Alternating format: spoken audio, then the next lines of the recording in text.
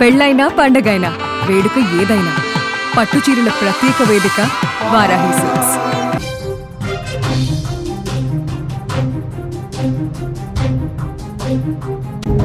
మీరు స్క్రీన్ మీద చూస్తున్నారు టేకాఫ్ కి ముందు ప్రమాదానికి గురైన అహ్మదాబాద్లో కుప్ప కూలిపోయిన విమానానికి సంబంధించిన టేకాఫ్ కి ముందు రన్వే పైన విమానం ఎగురుతున్న వీడియో. ఒకసారి ఫుల్ ఫ్రేజ్ చూపించమని మా ఆన్లైన్ లీడర్ అడుగుతున్నాను. ఒకసారి చూడండి, టేకాఫ్ కి ముందు ఈ విమానం ఎలా టేకాఫ్ తీసుకుందో చూడండి. ఒకసారి టేకాఫ్ అయ్యే సమయంలో బోయింగ్ 787 విమానం టేకాఫ్ అవుతున్న సమయంలో వీడియో ఇది. ఒకసారి చూడండి, ఇక్కడ టేకాఫ్ అవుతుంది వీడియో. మీరు వీడియోలో చూడొచ్చు చాలా స్పష్టంగా. ఇక్కడ సీసీ కెమెరా రికార్డ్ చేసింది. ఎయిర్పోర్ట్లో ఉన్న అహ్మదాబాద్ ఇంటర్నేషనల్ ఎయిర్పోర్ట్లో ఉన్న సీసీ కెమెరాలో ఫ్లైట్ టేకాఫ్ అవుతున్న వీడియో చూస్తారు. చూడండి, కొద్దిసేపటికే ఫ్లైట్ కింద పడిపోతుంది. ఒకసారి టూ బాక్స్లో చూద్దాం రెండు వీడియోస్ని. ఒకసారి రన్వే పైన ఉన్న వీడియో చూడండి, ఫ్లైట్ టేకాఫ్ అవుతుంది. సరిగ్గా ఒక 40-50 సెకండ్ కౌంట్ చేస్తూ ఉంటే మనకు 1 2 3 4 5 6 7 8 9 10 11 12 దిగడం స్టార్ట్ అయింది. 13 14 15 ఒకసారి చూడండి, కరెక్ట్గా నేను 15 కౌంట్ చేసే లోపే విమానం పైకి ఎగిరి, రన్వే నుంచి పైకి ఎగిరి, నేను లైవ్లో ఇప్పుడు కౌంట్ చేసే ప్రయత్నం చేశాను. కరెక్ట్గా 15 కౌంట్ చేసే లోపే విమానం కిందికి వచ్చేసింది. మళ్ళీ తిరిగి నేలపైకి వచ్చి రావడం స్టార్ట్ అయింది. చూడండి ఒకసారి వీడియో చూడండి. రెండు బాక్స్లో మీకు కనపడుతున్న టూ బాక్స్లో ఒక బాక్స్లో టేకాఫ్ అయిన తర్వాత విమానం కిందకి రావడం, ఒక బాక్స్లో టేకాఫ్ అయిన విమానం కింద పడ్డ తర్వాత పేలిపోవడం. రెండు వీడియో చూస్తున్నారు మీరు. ఇది టేకాఫ్ సమయంలో జరిగిన సీన్. ఇది 1:39 అహ్మదాబాద్ ఇంటర్నేషనల్ ఎయిర్పోర్ట్లో ఈ విమానం, లండన్ బయలుదేరుతున్న ఈ విమానం ఎయిర్ ఇండియా 171 ఫ్లైట్ నెంబర్. ఇది బోయింగ్ 787 అతిపెద్ద విమానం. ఈ విమానం టేకాఫ్ అవుతున్న సమయంలో వీడియో చూస్తున్నారు మీరు. కరెక్ట్గా ఎయిర్లోకి వెళ్ళిన 15 కౌంట్, నేను 15 చేశాను, ఒక 20 సెకండ్లు 30 సెకండ్లు వేసుకోండి. 30 సెకండ్లలోనే ఈ విమానం ఊహించని విధంగా నేల కూలిపోయిన సీన్ ఇది. ఈ సీన్ చూస్తే మనకు అర్థమవుతుంది. సాధారణంగా ఫ్లైట్ ఎగిరిన తర్వాత పైకి వెళ్ళిపోతుంది ఎయిర్లో. దాదాపు 250 కిలోమీటర్ల వేగం ఉంటుంది. ఫ్లైట్ టేకాఫ్ అయ్యే టైంలో 250 కిలోమీటర్ల వేగంతో, గంటకి 250 కిలోమీటర్ల వేగంతో ఫ్లైట్ టేకాఫ్ అవుతుంది. టేకాఫ్ అవుతున్న సమయంలో చూడండి వీడియో, గాల్లోకి అలా ఎగిరింది అంతే, ఇమ్మీడియట్లీ కిందకు వచ్చేసింది. ఆ టైంలో మనకు ఒక పారామీటర్ తెలుస్తుంది. 625 ఫీట్ల పైకి వెళ్ళిపోయింది విమానం. అంటే టేకాఫ్ అయిన తర్వాత 625 ఫీట్ల పైకి వెళ్ళిపోయింది. 625 ఫీట్లకు వెళ్ళిన తర్వాత ఒక్కసారిగా డౌన్ అయింది. అప్పటికే ఫ్లైట్లో ఉన్న పైలట్స్, 2 పైలట్స్ ఉన్నారు ఫ్లైట్లో. ఒకరు సుమిత్ సబర్వాల్, రెండో వ్యక్తి ఫస్ట్ ఆఫీసర్ ట్రైన్ క్లీవ్ కుందన్. సుమిత్ సబర్వాల్కి 8700 కిలోమీటర్ల గంటల ఎయిర్ ఎక్స్పీరియన్స్ ఉంది. దాదాపు 8700 గంటలు ఆయన ఆకాశంలో ఎయిర్లోనే గడిపాడు. ఇక కుందన్ వచ్చేసరికి 1100 అవర్స్ ఈయన ఎయిర్లో ఉన్నాడు. 1000 గంటల అంటే 1100 గంటలు ఈయన ఎయిర్ ఎక్స్పీరియన్స్ ఉంది. ఈ ఇద్దరు చాలా ఎక్స్పర్ట్స్. అంటే సాధారణంగా లాంగ్ డ్రైవ్లో, లాంగ్ జర్నీలో చాలా అనుభవం ఉన్న వాళ్ళనే తీసుకుంటారు. అయితే ఈ ఫ్లైట్కి కూలడానికి కారణాలు ఏంటని ఎక్స్పర్ట్స్ని ఒక్కసారి ఎక్స్పర్ట్స్ని అడిగితే ఊహించని విధంగా అనమాట. దాదాపు ఒక 4 కారణాలు చెప్తున్నారు ఎక్స్పర్ట్స్. ఈ 4 కారణాలు మొట్టమొదటిది 2 ఇంజన్లు ఫెయిల్ అయిపోవడం. ఎక్స్పర్ట్ చెప్తున్న ప్రకారం ఏమర్థమవుతుందంటే, 2 ఇంజన్లు ఒకేసారి ఎందుకు ఫెయిల్ అయ్యాయి, 2 ఇంజన్లు ఫెయిల్ అవ్వటం వల్ల ప్రమాదం జరగవచ్చు. ఈ ప్రమాదం జరగడానికి మొదటి కారణం ఫ్లైట్కున్న 2 ఇంజన్లు ఫెయిల్ అవ్వడం. సాధారణంగా ఒక ఇంజన్ ఫెయిల్ అయితే రెండో ఇంజన్తో దాన్ని సంధాయించి ఏదో ఒక చోట ల్యాండ్ చేస్తారు పైలట్స్.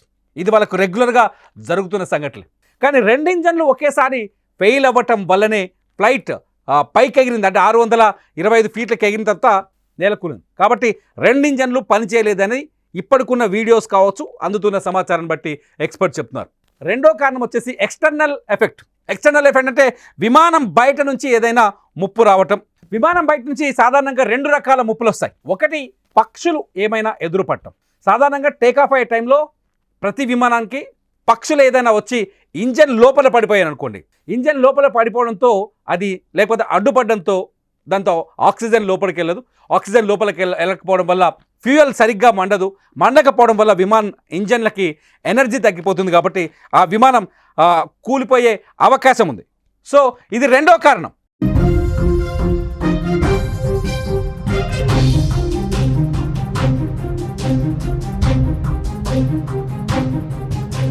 మూడో కారణం వచ్చేసి వెదర్, వాతావరణం అనుకూలించకపోతే. ఇది కూడా ఎక్స్టర్నల్ ప్రాబ్లం అయింది. ఎక్స్టర్నల్ ప్రాబ్లం, వాతావరణం అనుకూలించకపోతే ఖచ్చితంగా ఫ్లైట్ ఇబ్బంది పడే అవకాశం ఉంటుంది. కానీ ఇవాల్టి సిచ్యువేషన్ ప్రకారం అంటే ఎయిర్ సంబంధించిన స్పీడ్ కావచ్చు, వాతావరణంలో సడన్ చేంజెస్ రావచ్చు, ఇవన్నీ కొంత అంచనాకు మించి ఉండడం వల్ల ప్రమాదానికి గురయ్యే అవకాశం ఉంటుంది. కానీ ఇవాళ అహ్మదాబాద్ వెదర్ రిపోర్ట్ను చూస్తే మూడో కారణం ఇక్కడ కుదరలేదో అనిపిస్తుంది. అంటే వాతావరణం అనుకూలంగా ఉంది, ఫ్లైట్కి అనుకూలంగా ఉన్నట్టుగా కనిపిస్తుంది. నాలుగోది వచ్చేసి పైలట్ ఎర్రర్. నాలుగో కారణం వచ్చేసి పైలట్ ఎర్రర్. సాధారణంగా టేకాఫ్ని సరిగ్గా చేయకపోవడం, టేకాఫ్ నియమాలు పాటించకపోవడం వల్ల కూడా ఇటువంటి ప్రమాదం జరిగే అవకాశం ఉంటుంది. కానీ ఇక్కడ పైలట్ ఎర్రర్ అని చెప్పడానికి ఆస్కారం లేదు. ఎందుకంటే ఈ ఫ్లైట్లో ఉన్న ఇద్దరు పైలట్లు చాలా అనుభవజ్ఞులు. చాలా స్పష్టంగా అర్థమవుతుంది. సుమిత్ సబర్వాల్ దాదాపు 8,700 గంటలు ఈయన ఎయిర్లో ఉన్నారు. 8,700 గంటలు ఈయన ఫ్లైట్లో ఉన్నారు సుమిత్ సబర్వాల్. రెండో వ్యక్తి వచ్చేసి క్లీవ్ కుందన్ కూడా 1,100 గంటల ఎయిర్లో ఉన్నారు. సో ప్రమాదానికి ఈ 4 కారణాలే అసలు కావచ్చు. బ్లాక్ బాక్స్ బయటకు వస్తే కానీ, కాక్పిట్ అంటారు, బ్లాక్ బాక్స్ బయటకు వస్తే కానీ ప్రమాదానికి సంబంధించిన అసలు విషయాలు వెలుగులోకి వచ్చే అవకాశం లేదు. లాస్ట్లో ఈ ఫ్లైట్ నుంచి ఏటీసీకి అందిన సమాచారం ఒకటే, మేడే అంటే చాలా స్పష్టంగా ఏంటంటే విమానం మా అదుపు తప్పింది, మా చేతిలోంచి, మా కంట్రోల్లోంచి విమానం అదుపు తప్పింది, ఏమైనా అవకాశం ఉంటే మీరు కాపాడండి. మ్యాక్సిమం మేడే అని చెప్పిన పైలట్లు ఎప్పుడైనా మేడే సమాచారం అందించారంటే ఆ ఫ్లైట్ ఇంతవరకు బచాయించిన చరిత్ర లేదు. విమానాన్ని కంట్రోల్ చేసే శక్తి ఎవరికి ఉండదు చెప్పండి? ఏటీసీ కూడా ఉండదు, అప్పటికే దాటిపోద్ది. మేడే అని చెప్పడం వెనుక ఇంకా మేము ఈ విమానం పూర్తిగా మా అదుపు తప్పింది, కంట్రోల్ తప్పిందని చెప్పడమే అని ఎక్స్పర్ట్స్ చెప్తున్నారు. సో ఈ 4 కారణాలు ఇవాళ 243 మంది ప్రాణాలు, ఫ్లైట్లో ఉన్న 243 మంది క్రూ, 2 పైలట్లు, 169 మంది ఇండియన్స్, 53 మంది లండన్ వాళ్ళు, 5 ఇంగ్లాండ్ బ్రిటిష్ వాళ్ళు, 7 పోలాండ్ వాళ్ళు, 1 కెనడాకి సంబంధించిన పౌరుడు ఒకతను, అంతా కలిసి ఒక నర్సు. ఇప్పుడే సమాచారం అంతుంది, ఒక నర్సు లండన్లో ఉంటుంది ఆమె కుటుంబంతో. లండన్లో ఉండి ఇక్కడ గవర్నమెంట్ నర్సుగా ఏదో ప్రయత్నం చేస్తుంది. ఇక్కడ ఉద్యోగం వస్తే ఇక్కడ ఉద్యోగాల్లో జాయిన్ అవ్వడానికి కావాల్సిన ప్రక్రియను పూర్తి చేసి లండన్ వెళ్ళి తిరిగి వచ్చి జాబ్ చేసుకుందాం అనుకుందామే. ఈ ఫ్లైటే ఎక్కింది ఆమె. ఎందుకో చనిపోవడానికి ఇండియాకి వచ్చిందేమో అనిపిస్తుంది. ఈ ఫ్లైట్ ఎక్కింది ఆమె చనిపోయినట్టుగా కొద్దిసేపటి క్రితమే సమాచారం అంతుంది. అంతెందుకు, గుజరాత్ మాజీ ముఖ్యమంత్రి ఆయన కూడా ఈ ఫ్లైట్లో ప్రయాణిస్తూ ప్రాణాలు కోల్పోయారు. ఆయన లాస్ట్ ఫోటో కూడా ఉంది మన దగ్గర. ఫ్లైట్లో ఉన్నప్పుడు ఎవరో అభిమాని ఆయన ఫోటో ఒకటి తీసుకున్నారు. ఆ సెల్ఫీ ఫోటో కూడా మనకు అందుబాటులో ఉంది. ఇదంతా చూస్తుంటే ఏదైనా కుట్రకోణం ఉందా అనే అనుమానాలు కూడా కలుగుతున్నాయి ఒకసారి. ఎందుకంటే సాంకేతిక లోపాలు ఉంటే ముందుగానే గుర్తిస్తారు. సాంకేతిక లోపాలు అంటే ఫ్లైట్ టేకాఫ్ అయ్యే ముందే రకరకాల టెస్టులు ఉంటాయి. అన్ని టెస్టులు చేసిన తర్వాత ఈ ఫ్లైట్ ఎగరడానికి పూర్తి అర్హత ఉందని సర్టిఫై చేసిన తర్వాత పైలట్ కూడా ఈ ఫ్లైట్లో ఎంత బరువు ఉంది, ఎంత లగేజ్ ఉంది, ఎంతమంది ప్రయాణికులు ఉన్నారు, ఈ వివరాలన్నీ తెలుసుకున్న తర్వాతనే ఫ్లైట్ టేకాఫ్ చేస్తారు. మీరు చూస్తున్నారు వీడియోలో. పైలట్ ఎర్రర్ ఒకవేళ ఉంటే ఈ అటువంటి ఎర్రర్ ఉండే అవకాశం ఉంటుంది. టేకాఫ్ నియమాల్ని పాటించకపోవడం అంటారు వీటి. టేకాఫ్ నియమాల్ని సరిగ్గా పాటించకపోవడం వల్ల కూడా ఇటువంటి ఎర్రర్స్ వచ్చే అవకాశం కనిపిస్తుంది. 100% ఈ 4 అంటే మొత్తానికి ఈ 4 తప్పులే కారణం అనిపిస్తుంది. లేదంటే 5వ తప్పును కూడా మనం కొంత అనుమానించాల్సి వస్తుంది, ఉగ్ర కుట్ర ఉండే ఛాన్సెస్ ఉందని. ఇప్పటికే ఈ తరహా చర్చ కూడా దేశవ్యాప్తంగా మొదలైంది. ఎందుకంటే ప్రస్తుత పరిస్థితులు అందుకు అవకాశాన్ని కల్పిస్తున్నాయి. ఇక్కడ ఒకటే పెద్ద డౌట్ ఏంటంటే 2 ఇంజన్లు, ఎక్స్పర్ట్ చెప్తున్నారు 2 ఇంజన్లు ఒక్కసారి ఎందుకు ఫెయిల్ అయ్యాయి? ఒక ఇంజన్ ఫెయిల్ అయిందంటే అనుకోవచ్చు, రెండో ఇంజన్ ఫెయిల్ అయింది, రెండో ఇంజన్ కూడా ఎందుకు ఫెయిల్ అయింది? ఒక ఇంజన్ ఫెయిల్ అవ్వచ్చు, 2 ఇంజన్లు ఎందుకు ఫెయిల్ అయ్యాయి? పెద్ద డౌట్ ఇది, అతి పెద్ద డౌట్గా మారుతుంది. 2 ఇంజన్లు ఎందుకు ఫెయిల్ అయ్యాయని ఖచ్చితంగా 5వ అనుమానం ఉందా అనే ఒక సందేహం కలుగుతుంది. మీరు ఏమనుకుంటున్నారు? యాక్చువల్గా ఎక్స్పర్ట్స్తో మేము చాలామందిని మీరు మాట్లాడిస్తున్నాం, మీరు మా ఎక్స్పర్ట్స్ దగ్గర వీడియోలు చూస్తున్నారు. మనతో పాటు ఇప్పుడు బాబీ గారు, జనరల్ పైలట్ బాబీ గారు లైవ్లో అందుబాటులో ఉన్నారు. Madam, good afternoon, good evening. మీరు ఏమనుకుంటున్నారు మేడం? అసలు యాక్చువల్గా ఈ ప్రమాదానికి కారణం ఏమనుకుంటున్నారు? సార్ ఇంకా it's two early to talk. అంటే మనకి ఇంకా రిపోర్ట్స్ రాలేదు, ఇన్వెస్టిగేషన్ కావాలి. ఆ బ్లాక్ బాక్స్ అంటే ఫ్లైట్ డేటా రికార్డర్ ఉంది, మనకి కాక్పిట్ క్రూ వాయిస్ రికార్డర్ ఉంటుంది, కాబట్టి దాని తర్వాతనే అది ఇన్వెస్టిగేషన్ చేసిన తర్వాతనే తెలుస్తుంది. కానీ it is too early to talk reason ఏముంది దాని బిహైండ్ అని. సాధారణంగా ఇందులో డౌట్స్ లో ఒక డౌట్ వస్తుంది, మీరు పైలట్ కదా, పైలట్ ఎర్రర్ అనే డౌట్ కూడా వస్తుంది. పైలట్ ఎర్రర్స్ అంటే ఏముంటాయి మేడం? సార్ పైలట్ ఎర్రర్ అంటే ఒకటి డౌట్ ఎందుకు వస్తుందో నాకు తెలియదు. ఎందుకంటే ఈచ్ అండ్ ఎవ్రీ పైలట్ వాళ్ళ మెడికల్ లైసెన్స్ ఇస్ కరెంట్, వాళ్ళ ట్రైనింగ్ లైసెన్స్ ఇస్ కరెంట్, వాళ్ళ కమర్షియల్ లైసెన్స్ ఇస్ కరెంట్, వాళ్ళకి as per the ICAO standards training ఇస్తారు. So there is no chance of pilot error. It might be because we are dealing with machines. ఇప్పుడు మనం ఇంటి నుంచి బయటికి వెళ్ళేటప్పుడు కార్ నడుస్తుంది సార్, సడన్లీ మధ్యలో ఆగిపోతుంది because you don't know what is what.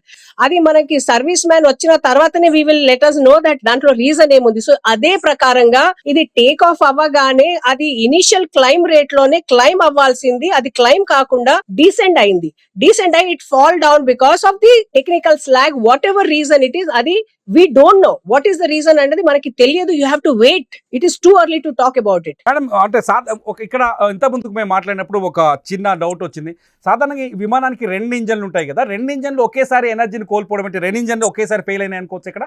Sir ఏమి చెప్పడానికి లేదు sir, we can't say anything because ఆ రికార్డ్ ఇప్పుడు ఫ్లైట్ డేటా రికార్డింగ్ లో ఏమైపోతుంది అంటే ఇట్ ఈస్ దట్ రికార్డ్ ఏమైనా ఎయిర్ క్రాఫ్ట్ అయినా, ఇంజిన్ ఫెయిలియర్ అయినా కానీ, యాటిట్యూడ్ ఏమైనా కానీ, పిచ్ హై లో ఉన్నా కూడా, స్పీడ్ తక్కువ ఎక్కువ ఉన్నా కూడా ఆ ఫ్లైట్ డేటా రికార్డింగ్ లో మనకి ఇన్ఫర్మేషన్ వస్తుంది. తక్కినది ఇంకో కాక్పిట్ క్రూ మాట్లాడేటప్పుడు క్రూ వాయిస్ రికార్డింగ్ ఉంటది అనమాట. So crew voice recording 2 hours validity ఉంటది. And FDR flight data recording 25 hours validity ఉంటుంది సార్. ఇన్వెస్టిగేషన్ వాళ్ళు అది బ్లాక్ బాక్స్ తీసుకున్నారు sir. We have to wait and watch. ఎవరు ఇప్పుడు ఇంజిన్ ఫెయిల్ అయిందా, ఒక ఇంజిన్ ఫెయిల్ అయిందా, 2 ఇంజిన్ ఫెయిల్ అయిందా, ఇంకా ఏమైనా ఎమర్జెన్సీ మాల్ ఫంక్షన్ ఉందా ఇన్స్ట్రుమెంట్ ది, it is too early to talk about it. సాధారణంగా బర్డ్స్ ఎదురైనప్పుడు లేకపోతే వెదర్ సపోర్ట్ చేయనప్పుడు ఎక్స్టర్నల్ ఇష్యూస్ లో ఏమేమి ఉంటాయి మేడం? ఇప్పుడు సడన్లీ ఇంజిన్ ఫెయిల్ అయిందంటే ఇట్ మైట్ బి మిషన్, కాబట్టి it might be malfunction within the engine or bird hit ఉండొచ్చు, లేకుంటే సమ్ అదర్ రీజన్ ఉండొచ్చు. కానీ ఈ ఇన్సిడెంట్ లో ఇంజిన్ ఫెయిల్ అయినది ఎక్కడ ప్రూవెన్ ట్రాక్ రికార్డ్ లేదు. ఎందుకంటే ఈ ఎయిర్ క్రాఫ్ట్ నిన్ననే ప్యారిస్ నుంచి ఢిల్లీ వచ్చింది, ఇవాళ ఢిల్లీ నుంచి అహ్మదాబాద్ వెళ్ళింది, టేక్ ఆఫ్ అప్పుడు అయింది. కాబట్టి we don't know what is the reason behind. Okay madam, మీరు ఏమనుకుంటున్నారు మేడం? అంటే మీరు ఉదయం నుంచి దీన్ని ఫాలో చేస్తున్నారు, మధ్యాహ్నం నుంచి ఇది ఇష్యూని, మీకు సాధారణ అక్కడ బేసిక్గా ఇట్లా జరగడానికి కారణం ఏమై ఉండొచ్చు ఒక అంచనాకు వచ్చారు? సార్ యాక్చువల్లీ ఈ ఇన్సిడెంట్ అనేది పొద్దు నుంచి చాలా disturbing because it is the black day in the Indian aviation history. ఇంకొకటి 787 Dreamliner Boeing aircraft అనేది it is highly performance, highly technological, highly కొత్త ఎయిర్ క్రాఫ్ట్, కొత్త టెక్నాలజీ. కాబట్టి ఇది ఇండియాలో ఫస్ట్ టైం అయింది ఈ పర్టికులర్ ఎయిర్ క్రాఫ్ట్ లో. So we cannot say what is the reason behind because so చాలా ఫ్యాక్టర్స్ సార్. ఒక ఇంజిన్ ఫెయిల్ అవ్వాలన్నా, ఒక బ్రేక్ డౌన్ అవ్వాలన్నా, మాల్ ఫంక్షన్ అయినా కానీ చాలా ఫ్యాక్టర్స్ ఉంటాయి దాంట్లో sir. And coming to the weather అన్నది అంటే డిస్పాచ్ లో మనకి వెదర్ రికార్డింగ్ ముందే మనకి తెలిసిపోతుంది. What is the weather, what is the route plan, what is the flight plan, మనకి what is the speed, fuel, cargo, అన్ని ఇన్ఫర్మేషన్ మన దగ్గర ఉంటది. ఇంకొకటి వెదర్ బాగలేకపోతే ఏటీసీ మనకి పర్మిషన్ ఇవ్వదు. ఏటీసీ పర్మిషన్ ఇచ్చిన తర్వాతనే డ్యూరింగ్ ద టేక్ ఆఫ్ ఇది అయింది. So there are 2 kinds of accidents. One is anticipated, another one is unanticipated. So ఈ ఇన్సిడెంట్ unanticipated అంటే unanticipated లో మనకి టైం ఉండదు, వెరీ మార్జినల్ టైం ఉంటది to act upon the emergency. అప్పటికే పైలట్ మేడే అని డిక్లేర్ చేసిండ్రు ఏటీసీకి. By the time ATC respond చేయ వరకే aircraft was totally down. Anticipated ఎమర్జెన్సీలో ఏంటంటే మనకి టైం ఉంటది to act upon the emergency and then go and land in wherever destination or to the alternate destination or to come back to the original aircraft, original aerodrome. Madam ఇప్పుడు mayday అని ఒక సందేశం ఇచ్చారు కదా ఏటీసీకి. ఒకవేళ సాధారణంగా ఇటువంటి situation వచ్చినప్పుడు, లేకపోతే 2 ఇంజన్లు ఫెయిల్ అవటమో, లేకపోతే ఏదైనా కంట్రోల్ తప్పిపోవడమో ఫ్లైట్ పూర్తిగా, ఆ టైంలో ఎటువంటి చర్యలు తీసుకుంటారు మేడం పైలట్? సార్ ఇది టేక్ ఆఫ్ కాగానే ఈ ఎమర్జెన్సీ అయింది కాబట్టి మేడే అనేది it's an emergency call. Emergency అంటే you don't have a time, you have to come back. కానీ ఎయిర్ క్రాఫ్ట్ ఇనిషియల్ క్లైమ్ లోనే క్లైమ్ చేయలేకపోయింది. సో అది ఏ ఫ్యాక్టర్స్ ఉందో వీ డోంట్ నో. కాబట్టి ఆ కెప్టెన్ ఏం చేసిండంటే ఇట్స్ అ మేడే అని అన్నాడు. By the time he could think and act upon it, the aircraft was down. ఆ కెప్టెన్ నిజంగా ఆయన్ని గుర్తు చేసుకుంటే మేడం చాలా ఎక్స్పీరియన్స్ ఉన్న వ్యక్తి Sumit Sabharwal 8,700 hours in air. So ఈ కండిషన్ ఆయన ఊహించలేకపోయారా, లేకపోతే స్టార్ట్ అయ్యేటప్పుడు, లేకపోతే ఫ్లైట్ టేక్ ఆఫ్ అయిన తర్వాత టెక్నికల్ ఇష్యూ రావడం అది అర్థం కావట్లేదు సార్, నేను అదే అంటున్నాను సార్. ఇప్పుడు ఇది టేక్ ఆఫ్ అయినప్పుడు జనరలీ ఒక పైలట్ ఎట్లా మైండ్ సెట్ ఉంటాడంటే he will keep the cockpit awareness outside the cockpit awareness and he'll start flying అనమాట. కానీ ఈ ఫ్లయింగ్ ప్రాసెస్ లో ఇమ్మీడియట్లీ టేక్ ఆఫ్ అయ్యే కానీ immediately within the seconds aircraft, ఇంకొకటి మీరు చూస్తే ల్యాండింగ్ గేర్ డౌనే ఉండే, within the seconds the aircraft climb కాకుండా ఇట్ హస్ ల్యాండెడ్ కాబట్టి నేను వీడియో చూస్తాను. మీరు మీ బాక్స్ లో మీకు సైడ్ వేస్తున్న వీడియో నేను కౌంట్ చేస్తున్నాను. అక్కడ నుంచి చూస్తే కరెక్ట్గా 17 కౌంట్ చేసే లోపే ఫ్లైట్ పైకి ఎగిరి కిందికి డౌన్ స్టార్ట్ అయింది. దాదాపు 625 ఫీట్లు. Yeah ma'am. yes sir, it is a unanticipated accident. అది ఎమర్జెన్సీ, అన్ఆక్సిపేటెడ్ ఎమర్జెన్సీ. మీకు అంత టైం లేదు, ఎందుకంటే లో ఆల్టిట్యూడ్ లో ఉన్నారు మీరు. అక్కడ స్పీడ్ ఏముందో తెలియదు, ల్యాండింగ్ గేర్ ఇంకా డౌన్ ఉంది. What kind of an emergency, what kind of a snag we cannot say. అది మనకి బ్లాక్ బాక్స్ ఇన్వెస్టిగేషన్ టీమ్ చూసిన తర్వాతనే we will have the clarity sir. Final గా ఒక కన్క్లూజన్ ఇస్తారా మేడం? అసలు మొత్తం ఇన్సిడెంట్ చూసిన తర్వాత ఒక కన్క్లూజన్ ఇవ్వగలరా దీనిపైన? సార్, ఇన్సిడెంట్ చూసిన తర్వాత ఒక కన్క్లూషన్ ఏంటంటే it's a bad day, bad incident in the Indian aviation, and we lost 2 pilots, we lost 241 souls. ఎందుకంటే లాస్ట్ లేటెస్ట్ న్యూస్ ఏంటంటే ఒక సోల్ ఈజ్ అలైవ్. రమేష్ ఒక్కనే బతికాడు. 11A అది ఒక miracle. Actually it is a miracle. అదేంటంటే ఆయన నడుచుకుంటూ పోతుండు. That is really a miracle. But దాని కాకుండా వి లాస్ట్ ఎయిర్ క్రాఫ్ట్ మొత్తం కంట్రోల్ కూలిపోయి అది బిల్డింగ్ మీద పోయింది కాబట్టి వి లాస్ట్ సివిల్, అది మెడికల్ కాలేజ్ అనుకుంటా, హాస్టల్ అనుకుంటా. We lost the civilian doctors also. So it's a very sad thing. Indian aviation ఎప్పుడు కావద్దు. Nobody should face this and we should wait before speculation anything. We should wait for the decision of investigation team. Madam, మీరు అహ్మదాబాద్ ఎయిర్పోర్ట్లో మీరు ఇదివరకు అంటే flight land చేయడం కానీ చేశారా? ఎందుకంటే ఎయిర్పోర్ట్ చుట్టూ అక్కడ నివాసాలు ఉన్నాయి.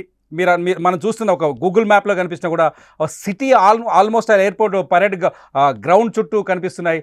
అక్కడ పక్షులు ఉండే అవకాశం ఎక్కువగా ఉందని కొందరు అనుమానాలు వ్యక్తం చేస్తున్నారు. ఇటువంటి ఛాన్సెస్ ఉన్నాయనుకోవచ్చా?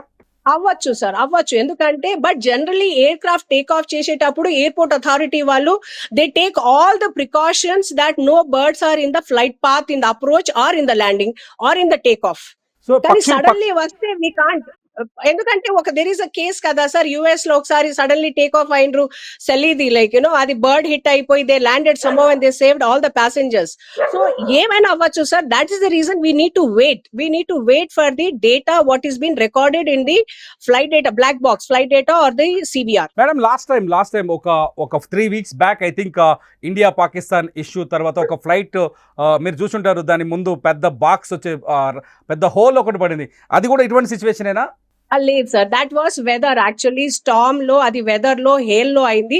ఆ ఇన్సిడెంట్ వేరే, ఈ ఇన్సిడెంట్ వేరే. We cannot compare that incident with this incident. Thank you so much madam. Incident లో మనకి ఆ ఇన్సిడెంట్ లో ఏంటంటే anticipated, when we were in the air they had time to act and they had time. ఇది take off అప్పుడే కాబట్టి generally flight లో ఏంటంటే ఆల్టిట్యూడ్ ఉంటే we can think and we can act upon it and మనకి time ఉంటది. ఇక్కడ time లేదు. That is the main criteria. We have to find out what is the technical error. Thank you so much madam. మీ విలువైన సమయాన్ని మా Suman TV ప్రేక్షకుల కోసం అందించినందుకు. ఇది మొత్తానికి డౌట్స్ అయితే ఉన్నాయి. ఉన్న డౌట్స్కి ఇప్పటికిప్పుడు సొల్యూషన్ అయితే రాదు. ఖచ్చితంగా బ్లాక్ బాక్స్ని పరిశీలించిన తర్వాత పూర్తి సమాచారం వచ్చే అవకాశం ఉంది. నిజానికి 242 మంది ప్రాణాలు కోల్పోవడం భరించలేని దుఃఖం ఇది. ఇండియన్ వైమానిక చరిత్రలో ఇటువంటి ప్రమాదం ఎప్పుడూ జీర్ణించుకోలేనిది. ఇటువంటివి మళ్ళీ పునరావృతం కాకూడదు అనే అందరం ప్రార్థిద్దాం. నిజంగా చనిపోయిన వాళ్ళకి మనస్ఫూర్తిగా నివాళి అర్పిద్దాం. ఇలా విఐపీలు ఉన్నారు, బ్రిటన్ నుంచి వచ్చిన వాళ్ళు, ఇతర దేశస్తులు. ఒకసారి గుర్తు చేసుకుంటే అక్కడ ఆ ప్రాంతాన్ని, ఆ ఫ్లైట్ కూలిన ప్రాంతాన్ని గుర్తు చేసుకుంటే కన్నీళ్ళు వస్తున్నాయి. మీరేమనుకుంటున్నారు? ఖచ్చితంగా ఈ వీడియో కింద కామెంట్ చేయండి. నిజానికి ఈ బాధని భరించలేని బాధ. చూస్తూనే ఉండండి సుమన్ టీవీ లైవ్.